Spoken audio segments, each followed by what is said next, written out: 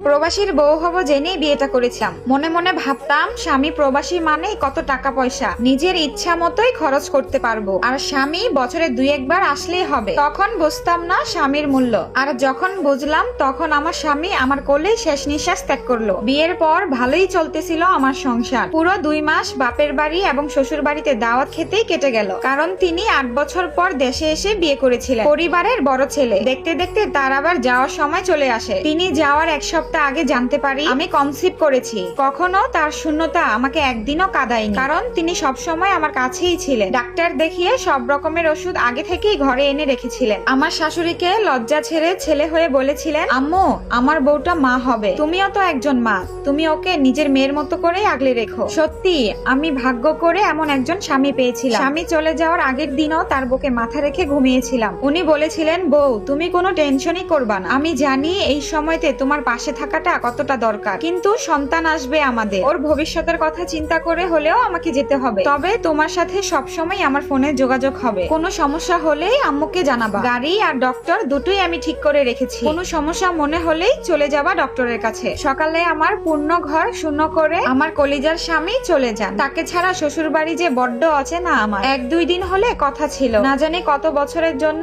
উনি আমাকে ছেড়ে চলে যাচ্ছে। এগুলো ভেবে কান্না করতে করতে আমি সেন্সলেস হয়ে যাই। আমাকে এই অবস্থায় রেখেই সে চলে যায়, ফ্লাইট মিস হয়ে যাবে। যখন আমার সেন্স আসে তখন তিনি এয়ারপোর্টে। বুকের মাঝে পাথর চাপা রেখেই হাসি মুখে তাকে বিদায় দিলাম। আমার স্বামী রাতের বেলা যে গেঞ্জিটা পরে ঘুমাতে, ওটাকে আমি আর ধুইনি। ওটাতে আমার স্বামীর শরীরের ঘ্রাণ মিশেছিল। ফোনে সবসময় ওনার সাথে আমার কথা হতো, কিন্তু চোখের জলে বালিশ ভিজতো। প্রায় 3 মাসের সময় আমি জানতে পারি আমার যমজ বাচ্চা হবে। এই কথাটা শোনার পর আমার স্বামীর আনন্দ দেখে কে, আমি নিষেধ করার পরও সে ওভারটাইম ডিউটি করত। সব টাকাই সে দেশে পাঠিয়ে দিত। আমার শ্বশুরকে বলতেন টাকা জমিয়ে রাখতে, কিন্তু আমার শ্বশুর সেই টাকায় সুদের ব্যবসা শুরু করে, যাকে তাকেই টাকা ধার দিয়ে উড়াতে থাকে। আমার যখন 8 মাস তখন আমার প্রচন্ড ব্যথা ওঠে। তখন আমি আমার বাবার বাড়িতে